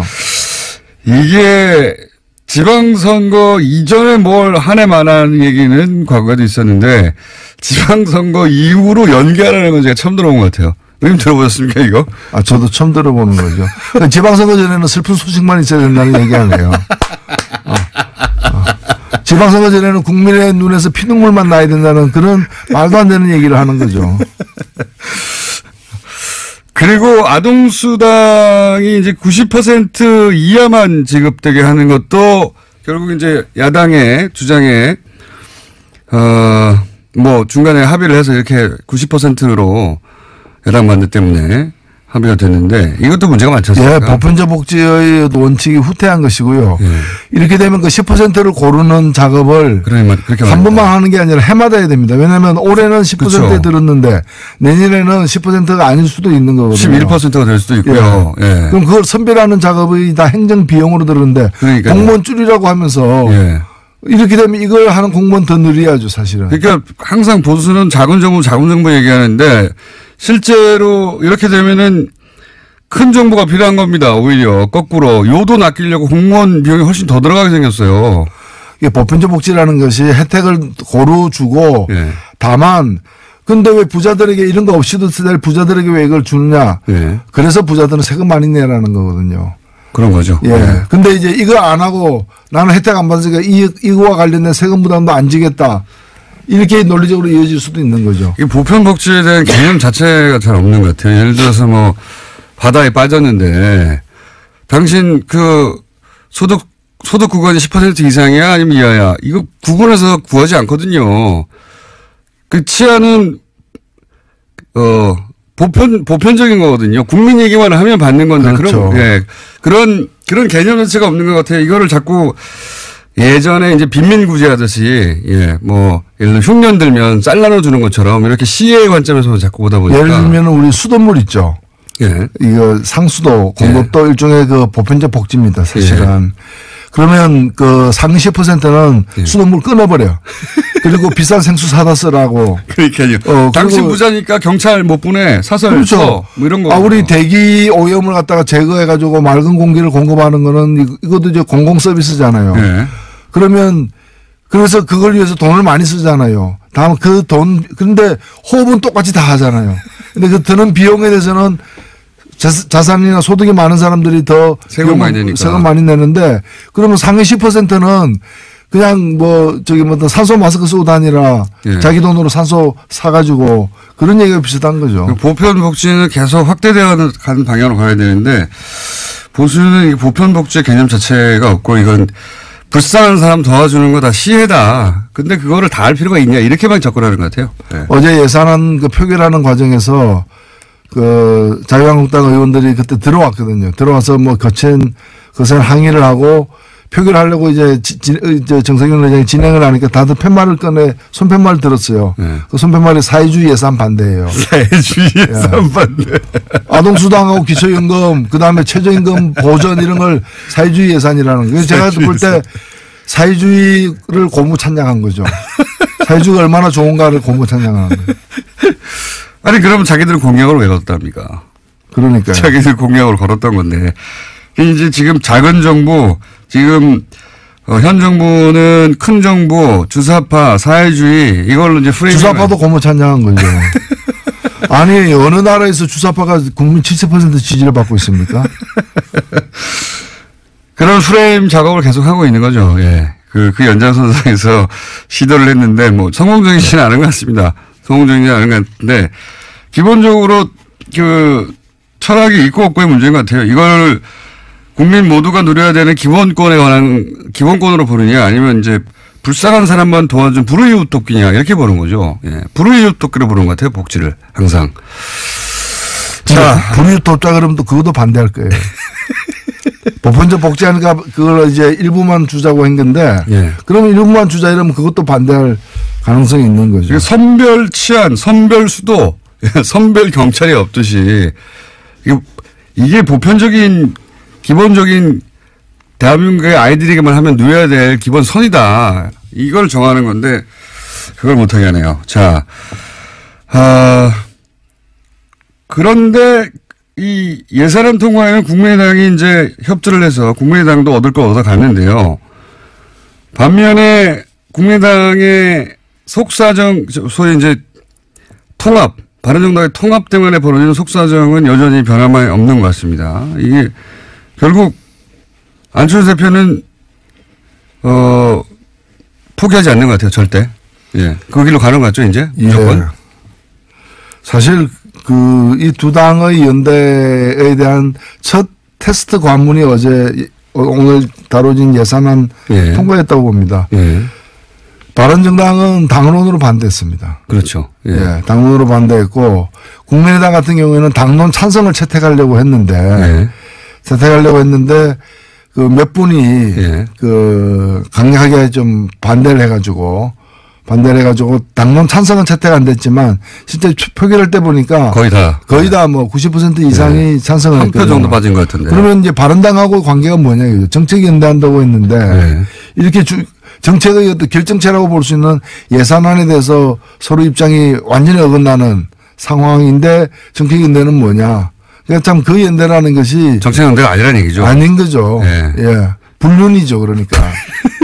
예. 어떤 정략적인 목표 때문에 예. 연대를 갖다가 추구하는 것에 다름 아니다 이렇게 보여집니다. 그러면 국민의당 바른당 입장에서는 오히려 이해가 가는 면이 있습니다. 지금 뭐 교섭단체도 아니고 존재감이 점점 사라지니까 등치를 좀 키워야 되고 그래야지 다시 또 정치 일정 전면에 다시 자기 의사를 반영할 수 있으니까 그건 이해가 가는데 국민의당 안철수 대표가 이렇게 통합에 호남계의 결사적인 반대에도 불구하고 계속 가는 이유는 어떤 정치적 이유라고 보십니까? 저는 바른당만 가지고는 설명이 안 된다고 봅니다. 그렇죠. 바른당과 통합하면은 그 이전까지 보이지 않던 새로운 땅이 보인다라는 네. 어떤 판단을 하고 있는 게 아닌가. 바른당 11명인데 바른당하고 통합하면 기존의 국민의당에서 11명 이상이 나갈 수 있거든요. 그렇죠. 그렇다면 산술적으로 볼 때 별 도움이 안 되는 거죠. 소탐 대시라는 것처럼 보이는데 왜 굳이 이걸 하려고 하느냐. 예. 더군다나 나가려고 하는 사람들, 나갈 수도 있는 사람들이 다 호남계란 말이죠. 그러면 그렇죠. 국민의당 베이스가 흔들리는 건데 그래도 상관없다는 거군요, 지금. 결국에는 자유한국당에 대한 어떤 네. 관심, 자유한국당을 블루오션으로 보고 있는 거다. 네. 바른당을 블루오션으로 보는 게 아니라. 그 중간에 징검다리를 보는 것이다. 예, 그런 거죠. 그러니까 이제 그렇다면 이제 지방선거 이후에 판세에서 자유한국당이 그대로 갈 수 있겠느냐 이렇게 예상하는 거죠. 그러면서 이제 이삭줍기를 할 수도 있고 혹은 뭐 재편될 때 본인들이 그 중원을 장악하고 있으면 된다 뭐 이런 계산인 것 같아요. 예, 이제 자유한국당이 다음 대선에 큰 가망성이 없다고 보고 다만 그것이 넓은 땅이니까 이제 그 땅을 좀 뭐에 대한 어떤 그 애착, 관심, 뭐 포부 이런 것들이 있는 거죠. 그런 것 같습니다. 네, 실제. 근데 그게 과연 신대륙이 될지. 예. 사실은 신대륙이 아니죠. 구대륙이죠. 예, 가서 동화될지 먹힐지 이런 건 가봐야 하는 거죠. 그래서 유승민 대표도 자신 있게 몸집이 작은데도 불구하고 통합을 얘기하는 것 같아요. 그 이유를 생각하다 보니까 만약에 호남계 의원들이 다수인 당에 들어가서 자기가 힘을 발휘할 수 없지 않습니까? 근데 이제 그 이후에 말씀하셨듯이 호남계가 뭐 나갈 수도 있고 그 이후에 이제 자유한국당이 흔들릴 수도 있고 그러면 자기가 이제 보수의 적자로 나가는데 안철수보다는 유리하다 이런 계산인 것 같고요. 그렇죠. 예. 예. 유승민 대표는 그 계산인 것 같고 안철수 대표는 이제 탈호남하고 나서 탈색을 좀 하고 영남도 끌어안고 그러면서 이제 우리는 영호남을 합한 합리적인 보수, 중도 보수의 적자는 나 아니겠느냐. 사람들이 나를 봐줄 것이다. 이렇게 계산이 각자 다른 것 같아요. 그래서 정책연대는 페인트 모션인 것 같고 그 그림을 양쪽 다 그리는 것 같죠. 예. 그래서 계속 가는 것 같고요. 자, 요건 어떻게 보십니까? 문무일 검찰총장이 갑자기 올해 안에 이 주요 사건들 끝내겠다고 피로감 때문에 이 발언을 갑자기 했어요. 아니 근데 주요 사건이라는 게 검찰이 만드는 사건이 아니라 예. 그 수사 대상들이 저지른 어떤 범죄 행위가 드러난 건데 예. 그러니까 주요 사건이 끝나냐 안 끝나냐는 거는 그 범인들의 예. 이제까지 했던 그 과오 범행의 정도 예, 그거에 따라 달린 거죠. 예. 그래서 그리고 이걸 갖다가 뭐 시간을 정해놓고 예. 언제까지 한다 안 한다 내년부터는 안 한다 뭐 이렇게 얘기하는 거 말이 안 되는 말이 안 되는 거죠. 네. 뭐. 예. 이 식당 같은 데서는 내년 1월 1일부터는 설렁탕을 안 팔겠습니다. 지금은 많이 찾지만 이렇게 할 수 있는데 네. 이게 무슨 식당 메뉴도 아닌데 그러니까요. 그럴 수는 없는 거죠. 그러면서 내년부터 민생 쪽으로 하겠다는데 아니면 내년부터는 이걸 공수처에 넘기겠습니다. 이런 얘기를 하면 말이 되는데 내년부터는 더 강력하게 할 필요를 느낍니다. 이건 또 내가 모르겠어요. 그리고 어찌 보면은 현 정부든 과거 정부든 어느 정부든 이런 고위공직자들의 어떤 주요 범죄에 대해서는 항상 가차없이 수사하겠다. 시한을 두지 말고 예. 그렇게 얘기해야 정답이죠. 뿌리를 뽑을 때까지 하겠다고 해야 되는데 왜 갑자기 피로감을 느낀다고 얘기했을까? 더군다나 소위 이 피로감이라는 단어는 몇 개월 전부터 이제 보수 정당과 보수 매체에서 피로감 온다 했었거든요. 피로감 안 왔어요, 저희. 필요한 분들은 이제 그 조사를 받는 분들 또는 조사받기 위해서 대기하고 있는 분들 출두 요청을 받은 분들 이런 분들이 필요한 거죠. 그러니까요. 예. 검찰이 왜 그분들을 걱정을 해줍니까? 국민적 피로감이라고 하는데 저는 왜 이런 얘기를 했는지 자체가 이해가 안 갑니다. 저는 뭐 그 얘기를 더 이제 검찰총장 얘기를 들어봐야 되겠습니다만은 얼마 전에 이제 구속특부심에서 그 영장을 갖다가 이제 기가 구속을 취소시킨. 예. 석방시킨 김광민 예. 그런 어떤 흐름들도 사실은 뭐 그게 사람으로 다 연결되는 흐름은 아니라 할지라도 일정하게 지금 사실 정권만 바뀌었지 검찰이 다 바뀐 것도 아니고 법원이 다 바뀐 것도 아니지 않습니까? 맞습니다. 그걸 여실히 느끼고 있어요. 예. 그런 어떤 잠재운 세력들의 어떤 준동 이렇게 또 보이는 거죠. 정의당 얘기를 한 가지만 하자면 지금 이정미 대표가 법인세 인상 반대 이런 얘기 하지 않았습니까? 법인세 인상 반대한 게 아니고. 네, 법인세 관련해서 발언한 어저께 그 정부안. 네. 그래서 법인세를 갖다가 인상하는데 2천억 이상. 영업이익 2천억 이상에 대해서 25%로 인상하자라는 정부안이 있었는데. 그게 원안이 있었는데. 워낙에 그 자유한국당과 국민의당이 반대해가지고. 3천억으로 올라갔죠. 3천억으로 해가지고 양보안 아닌 수정안이었어요. 그렇죠. 네. 그래서 이제 그 수정안에 대해서 수정안에 반대 그러니까 수정안 반대가 많아지면 원안이 통과되니까 원안은 또 찬성할 수밖에 없으니까 그런 의미에서 이제 수정안에 대해서 우리가 자유투표를 했어요. 그래서 반대한 분도 있고 찬성한 분도 있고 뭐 그래도 현행보다는 낫다. 현행보다 나은 건 사실이에요. 그런데 원안이 부족하다. 또 있기 때문에 수정안이 부결되면 원안이 있기 때문에 원안은 좀 더 제가 낸 안에도 가깝거든요. 그래서 저는 기권을 했어요. 세모표를 한 거죠. 세모표로. 고민 끝에. 그러니까 우리가 뭐 그거는 자유로 요 법인세 투표에 대해서는 자유로 하자 이렇게 했기 때문에 뭐 그 반대한 것이 문제는 아니에요. 그렇군요. 요 디테일을 모르면은 아니 법인세 인상을 정의당이 반대할 리가 없는데 왜 반대했지 이렇게. 제가 낸 안은 아예 훨씬 센 안을 갖다 냈거든요. 근데 이제 그 원안이 원안이 맞다는 표현이군요. 정부 원안이 더 낫다. 그 얘기입니다. 자, 이 전체적으로 시간이 벌써 다 됐네. 노회찬 대표님하고 얘기를 하다 보면 시간이 금방 와가지고 참 오늘 꼭 했어야 되는데 못 하신 얘기 있으십니까 혹시? 예. 그 얘기 하시고 가시죠. 이번에 헌법재판소의 판결에 따라서 그동안에 이제 허용되지 않았던 정당 후원금이 이제 허용되거든요. 그거 의미가 뭡니까? 정당에게도 공식적인 후원금을. 원래는 의원 개인에게만 냈었는데. 의원 개인에게만 했었는데 이제는 정당에도 가능하다. 정당에도 내게 돼 있습니다. 내는 게 가능합니다. 얼마까지 갑니까? 그건 똑같습니다. 500만 원까지 1인당. 그리고 10만 원까지는 세액공제가 되는. 그대로. 돌려받는 거고요. 그 대표님 후원금 다 찼습니까? 예, 찼습니다. 그래서 정의당에도 정의당은 정의에 목마릅니다. 정의당의 정의는 후원금입니다. 정의당은 정의 이전 자금에 목마른 상황입니다. 지금. 솔직히 그렇습니다. 솔직히 그렇습니다. 정의당의 후원금 낸 만큼 대한민국의 정의가 실현됩니다. 알겠습니다. 정당에도 이제 후원금 가능하답니다. 개인이. 지금까지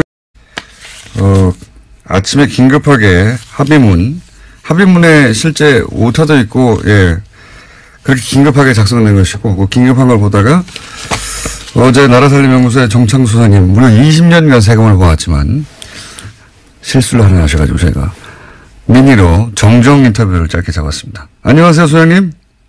네, 안녕하십니까? 네. 어제 실수를 하셔서 저희가 정정의 기회를 공식적으로 다시 드립니다. 어제 이제, 2인이라는 표현만 짧게 등장해가지고 이게 둘째 아이부터 주는 게 아닌가, 예, 이렇게 말씀하셨다가 방송 끝나자마자 정정을 하셨는데, 그 내용 다시 한번 구체적으로 정리해 주십시오. 정확하게 워딩은 2인 가족 소득 기준인데, 네. 예, 이 소득이란 말이 이제 조금, 제가 잘못 판단을 해가지고 아마 제가 실수를 한 것 같고요. 네. 그러니까 아이는 첫째 아이부터 지급이 되는데, 네. 보호자가 2인 이상 가고 이렇게 이걸 의미하는 겁니까? 뭐, 아이가 있어야 3인이 될 테니까. 아, 그렇죠. 이제 네. 또 부모가 한 사람일 수도 있고 뭐 그러니까 네. 소득 기준이 2인 가족 기준이라는 거고요. 아, 소득 기준이 2인 가족 기준이다. 예. 네. 그런데 이제 여기에 또 거기에 여러 가지 얽힌 문제가 많이 돼서 어제 복지부 공무원하고도 통화를 했는데요. 예, 구체적으로 좀 설명해 주십시오. 어떻게 된다는 겁니까? 예산은 반 정도 줄어드는 건 사실이고요. 아, 예산을, 그래서 그렇게 또 생각하셨군요. 예산이 반으로 줄었으니까, 1인에서 2인으로 만든 거, 첫 번째에서 두 번째 아이까지로 이렇게 확대해버린 거구나. 이렇게 연결해서 생각하신 거군요. 이게 10% 줄고 기간이 줄고 뭐 이렇게 해갖고 반을 줄였는데. 소장님 너무 많이 알면 그렇게 됩니다. 하여튼 예산도 절반으로 줄었다. 예. 그리고. 이것 때문에 어제 실시간 검색 1위가 막 유튜브 그래서 깜짝 놀랐어요. 네. 네, 아무튼 그런데 여기에 지금 우리가 좀 간과하지 말아야 될 문제가 뭐가 있냐면. 예. 거기에 이렇게 바쁘게 쓰다 보니까 소득 기준이라고만 표시를 한 거예요. 소득 기준. 예. 그래서 재산 기준이란 말이 안 들어가서. 예. 이 복지부에서도 이걸 재산 기준을 어떻게 넣어야 되는 거냐 지금 막 그 약간 멘붕 상태에 지금. 어떤 차이가 있는 겁니까? 왜냐면 소득 근로소 월급 받는 분들. 네네. 그런 분들은 소득이 좀 클리어하잖아요. 예. 근데 그게 별로 없고 재산 부동산 뭐 이런 분들 투명하지 않은 그런 분들이 예를 들어서 경우에 뭐 100억대 건물주다. 네. 이럴 경우에 이제 그 소득이 정확하게 안 잡힐 수도 있다. 임대료도 막 등록이 안 돼 있고 막 그렇게. 아하. 그러니까 실제 봉급 생활자들은 그 급여가 높다고 빠지는데, 예, 훨씬 더 실제로는 많이 버는 건물주들은 받을 수도 있다. 이런 얘기는. 그렇습니다. 그래서 이후에 이게 이제 좀 다시 바뀌어야 될 것 같고요. 예. 또 하나는 뭐냐면 이게 이제 봉급 소득자들 안에서도 예. 맞벌이 부부들이 있잖아요. 예. 맞벌이 부부 합산이니까 예. 가구소득 기준이니까. 그러면 부부가 합산되면 예를 들면 지금 3인 가족 기준으로 했을 때 뭐 723만 원, 뭐 부모와 아이를 둘이면 800만 원 뭐 이렇게 되는데 예. 700만 원이라고 치면 예. 부부가 합쳐서 700만 원을 벌면 또 20%에 드릴 수 있는 거죠. 그리고 또 제가 이제 이걸 보다가, 아직 언론에서 그 대목을 지적하지 않던데, 네. 이렇게 되면은 어쨌든 10%를 걸러내야 되는 거 아닙니까? 그렇죠. 90%만 주기로 했으니까 이게 이제 0세부터 5세까지 영유아동 전체면 누구든 다 지급되는 건데 이걸 이제 90%만 주기로 했으니까 그러면 내가 그 90%에 들어간다고 하는 걸 입증하기 위해서 서류를 내야 되는 거 아닙니까? 그렇습니다. 그거 문제도 있고요. 예. 그러니까 이 시민들의 불편도 있고 공무원을 늘려야 되는 문제가 있습니다. 또. 그렇죠. 예. 왜냐하면 예. 국세청에서 우리나라 국세청이 세계에서 그 정책을 정하고 자기가 원하는 방향으로 끌고 가려고 반대하는 인사들은 개인 뒷조사를 하는 거죠. 개인 뒷조사. 예. 이게 무슨 정책과 정책에 부딪히는 게 아니라 말 안 들어? 예. 뒷조사 해봐. 죽여. 이런 거거든요. 예. 이건 뭐 시정 잡배라는 짓인데 이런 식으로 했고 선봉에 우병우 전 민정수석 있었다는 건데, 예, 여전히 우병우 민정수석 계속 빠져나가고 있죠. 새로운 내일 또 하나 나왔네요. 자, 다음 뉴스는요. 네, 어제 김태우 전 청와대 대외전략기획관이 검찰에 소환됐습니다. 김 전 기획관은 김관진 전 장관과 이명박 전 대통령의 군 댓글 부대 혐의를 잇는 연결고리로 지목되고 있는데요. 관련해서 김관진 전 국방부 장관이 사이버사 댓글 공작에 이 전 대통령의 지시가 있었다라는 사실을 인정했다는 보도 나온 바 있습니다. 그런데 이런 보도가 나온 직후에요. 김태우 전 기획관과 이명박 전 대통령 두 사람이 만난 정황을 검찰이 포착했다고 JTBC가 보도했습니다. 김 전 기획관의 휴대전화에 관련된 정황이 남아있다라는 겁니다.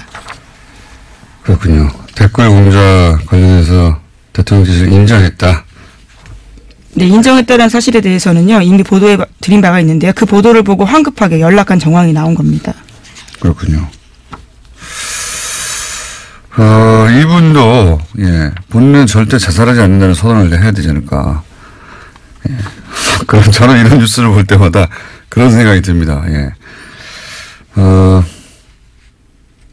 만났겠죠. 당연히. 예. 자, 이 뉴스는 아마 후속으로 뭐가 계속 앞으로 나올 것 같으니까 만났다고 한다까지만 저희가 알려드리고. 자, 다음 뉴스는 뭔가요? 네, 문무일 검찰총장이 어제 국정원 등 주요 적폐 수사를 관련해서 자신의 입장을 밝혔는데요. 올해 안에 마무리하겠다라는 겁니다. 문 총장은 그러면서 수사 피로감이라는 단어를 쓰기도 했는데요. 수사 일정과 관련해서 언급한 내용의 핵심은 모든 수사들이 검찰에 집중되어 있기 때문에 이것을 연내에 마칠 거다라는 겁니다. 주요 부분에 대해서는 연내에 끝내고 내년부터는 민생사건 수사에 집중하겠다라는 말도 했는데요. 이명박 전 대통령 등에 대한 수사의 확대와 진정 가능성을 차단한 듯한 발언이라서요. 비판을 사고 있습니다. 아니, 이거는 말이 안 되죠. 누구 맘대로. 이게 이제, 이게 시대 과제거든요. 검찰총장 혼자서 이제 안에 그럴 수 있는 사안이 아니에요. 그리고, MB는 시작도 안 했는데 무슨 끝냅니까? 지금 3주 남았는데요. 3주 동안 그러면은 기소도 다 하고 다 하란 말인가요? 이게 말이 안 되는 이야기인데, 검찰총장이 갑자기. 게다가 이 피로감이라는 단어는요, 보수 정당 보수 매체가 몇 달 전부터 계속해서 주장해왔던 프레임이거든요. 이거 피로감 온다, 피로감 온다. 피로감 안 왔어요. 피로감, 예. 국민 피로감 아직 안 왔어요. 피로감이 오기는커녕, 아니, MB는 아직도 시작도 안 했는데 뭘 끝냅니까? 이건 문무일 총장의 개인적인 발언인지, 지금 실제 이제 서울중앙지검과는 교감이 없었던 것 같다고 보도하고 있잖아요. 네, 그렇죠. 오늘 아침 한겨레신문이 그렇게 보도하고 있는데요. 어제 문 총장 같은 경우에는 수사 피로감을 내세우면서 이런 말도 했습니다. 사회 발전에 도움이 안 된다라는 겁니다. 누구 맘대로 그런 거를 발전에 도움이 된다 안 된다고 정합니까? 예, 심지어 서울중앙지검 수사팀 관계자 말에 따르면요. 제일 먼저 사건이 왔던 댓글 사건 같은 경우에도 추가 확인 작업을 진행하고 있다라는 건데요. 아직까지 계속 하고 있다라는 겁니다. 아니 지금 김태호 전 대외전략기획관은 이제 처음으로 소환됐는데요. 무슨 끝냅니까 이제. 이건 말이 안 되는 이야기고요. 이런 얘기를 했다면 저희가 또 관련 인터뷰를 또 잡아봐야 되겠네요. 예. 이건 말이 안 된다고 봅니다. 이게 모르겠어요.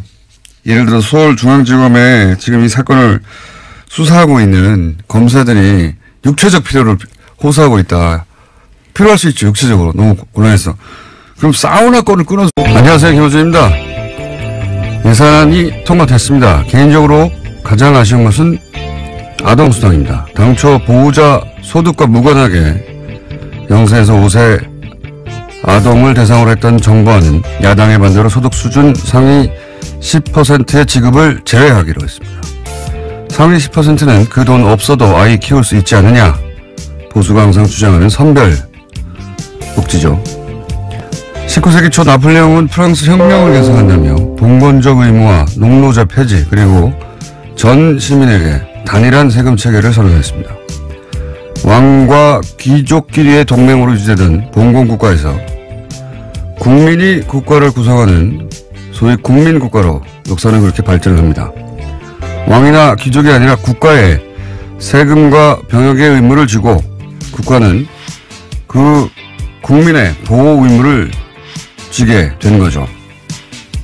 이후 가난한 빈민을 구제하는 구휼의 개념을 넘어서 국가가 국민 보편적 삶의 기본을 보장하는 복제 개념이 탄생합니다.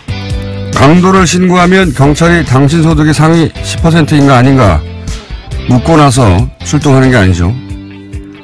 치안은 국가가 국민 모두에게 지는 보편 의무라서 그렇습니다. 자격은 국민이기만 하면 됩니다.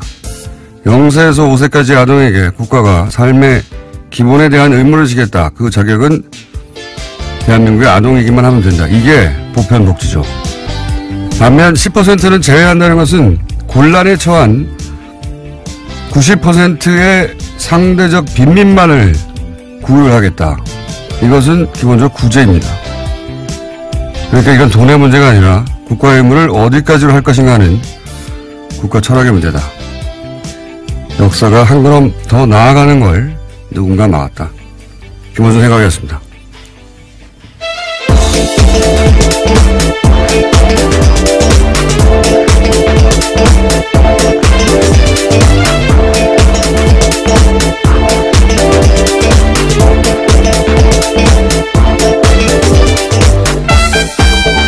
기자의 김은지입니다. 네. 자, 예산은 워낙 복잡해가지고, 예. 사람들의 구체적 내용을 잘 모릅니다. 잘 모르는데, 이번 예산에는 몇 가지, 예. 시민들이 관심을 가질 내용이 있긴 있어요. 확실히. 그죠? 네. 오늘 새벽 본회의 통과했는데요. 법정 시한을 넘겨서 나흘째였습니다. 자유한국당 의원들은 대부분 투표에 참여하지 않았는데요. 내년도 예산안은 428조 8,339억 원 규모로 확정됐습니다. 올해 대비해서 7.1%가 늘어난 수치인데요. 내년 예산안에서 가장 큰 비율을 차지하는 것은 보건, 복지, 고용 부분입니다. 그 다음으로는 일반 지방행정, 교육, 국방 순인데요. 공무원 증원 규모는 9,475명으로 확정됐습니다. 뿐만 아니라 남북협력기금 같은 경우에는요. 400억 원 감액됐는데 앞서 말씀하신 아동수당 같은 경우에는 2인 가구 이상 기준소득 수준 90% 이하로 해서요. 만 5세까지 아동 내년에 2018년 9월부터 10만 원씩 신규 지급됩니다. 그리고 이제 노년층을 상대로 기초연금 이것도 이제 20만 원에서 25만 원 인상됐는데 이것도 역시 지방선거 끝나고 나서 예, 아동수당도 지방선거 끝나고 나서 예, 지방선거 이전에 하면 정부 인기가 올라간다고 처음 듣는 이유로 그렇게 연기가 됐고요. 자, 요 사안 관련해 가지고 아동수당 어제 저희가 이제 정창 소장님하고 얘기를 나누다가 예, 대화 채널 중에 하나가 아닐까. 네, 지난 8월 달에 북핵 관련해서 대화 중지하겠다라고 유엔 사무총장이 밝힌 바가 있거든요. 예. 그에 앞선 사전 방문이 아니냐라는 예측도 나오고 있습니다. 그렇군요. 예. 유엔 얘기하고 외교 얘기하니까 갑자기 생각나는데 어제 포린 폴리시라고 대표적인 외교 전문지죠. 예. 제가 이 얘기 갑자기 왜 하냐면 이 잡지를 들춰본 게 10년도 넘은 것 같은데 여기 우리나라가 좋은 의미로 기사가 실린 건 처음 봐가지고 제가 잠깐 소개하면 포린 플레이스에서 원래 매년 세계 사상가 100인을 선정해요. 사상가, 그렇죠. 뭐 띵커. 네. 예. 근데 올해는 리띵커 새롭게 생각하는 사람 50명을 선정해서 새로운 사상가. 왜 그렇게 리띵커를 선정했냐면 이제 2016년은 포퓰리즘의 전 세계를 휩쓴 해다. 영국의 브렉시트도 있었고, 그 다음에 트럼프도 당선됐고, 자국 대통령인데 그렇게 표현했어요. 뭐, 예를 들면, 필리핀의 두테르트. 이런 사람들이 당선되고 이런 브렉시트 같은 현상, 포퓰리즘이 전 세계를 휩쓸었는데, 그럼 올해는 어떤 해냐? 정의하기를 그런 새로운 질서에 대해서 다시 생각하고, 리팅크하고, 새롭게 등장한 현실에 맞설 새로운 길을 찾는 해 이렇게 정의했어요. 예.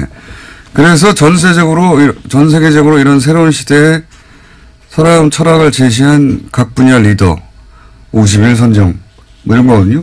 나름 권위 있는 겁니다. 여기에 등장하면. 예. 거기서 문재인 대통령이 선정됐는데 전 세계 대통령 중에는 딱 두 사람 되고 나머지는 뭐 변호사나 뭐 코미디언이나 기업가 각 분야 리더들인데 대통령 중에는 프랑스 마크롱하고 문재인 대통령이 선정됐어요. 근데 여기서 재밌는 것이 첫 문장이 재밌습니다. 선정 이후로 문재인 대통령이 5월 당선됐을 때보다 더 어려운 상황에 처하는 신임 대통령은 없다. 뭐 이러면서 굉장히 어려운 상황에서 신임 대통령이 있다는 거죠. 중국 사드 뭐 북핵 미사일 등등 쫙 나열해요. 그러면서 그걸 잘 극복할 지지율이 아주 높다. 이걸 왜 제가 소개하냐면 미국 외교 전문가들이 현재 문재인 대통령을 어떻게 바라보는가 하는 시야가 고스란히 담겨있거든요. 예. 야당은 배가 좀 아프겠지만 이게 주류 미국 전문가들의 외교 전문가들의 시각이다 하는 관점에서 찾아가서 읽어보면 재밌습니다. 내용 자체가. 거기 한국에서 또 한 사람이 선정됐어요. 한국인이 아닌데 뉴스공장에서 인터뷰를 했었는데 러시아 출신이죠. 안드레이 랑코프 국민대 교수. 이분 왜 선정됐냐. 북한 김정은에 대한 이해 지평을 넓혔다는 겁니다. 한국에 계신 분으로, 한국인은 아닌데 이분이 선정됐고, 나머지 많습니다. 찾아보시면 재밌습니다. 잠깐 소개해드렸고. 자, 다음 뉴스는요. 네, 우병우 전 민정수석 관련된 뉴스인데요. 우 전 수석이 박근혜 정부의 비판적 성향을 가진 교육감들을 불법 사찰하도록 하고 이것을 국가정보원에 요구했다라는 정황이 드러났다고 한국일보가 보도했습니다.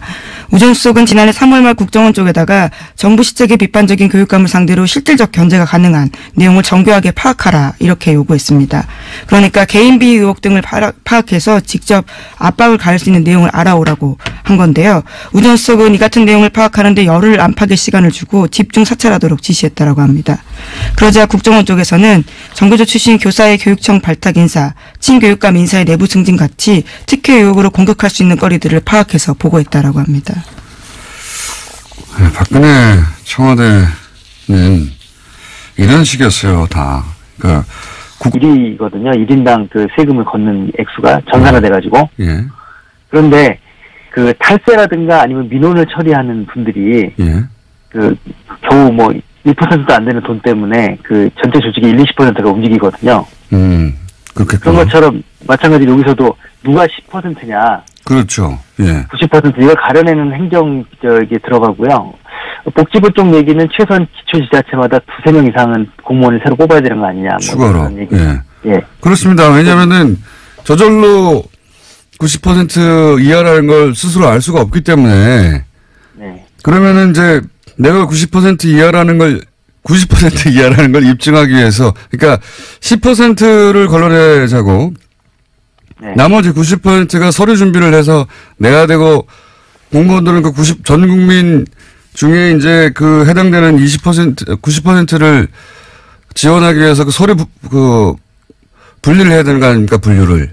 굉장한 낭비인데요, 사실. 예. 대상자가 253만 명인데요. 예. 그 중에서 25만 명을 가려내기 위해서 253만 명 전체가 서류를 내야 되고, 또 25명을 가려내기 위해서 또 공무원들이 또 움직여야 되고, 그래서 공무원 이번에 2,700명 줄였잖아요. 예. 한 1,000명은 이것 때문에 들어갈 가능성이 있습니다. 그러니까 자본정부 뭐 얘기하면서 이걸 줄였는데 실제로는 이것 때문에 더 큰 정보가 필요하게 생겼어요. 앞뒤가 안 맞는, 그래서 막상 하면 더 숫자가 늘어날 수 있다는 게 전문가들 얘기입니다. 알겠습니다. 이거를 그 10%를 깎느라고, 이게 선별복지라고 하는 이제, 보수의, 예. 예, 그거를 위해서. 예.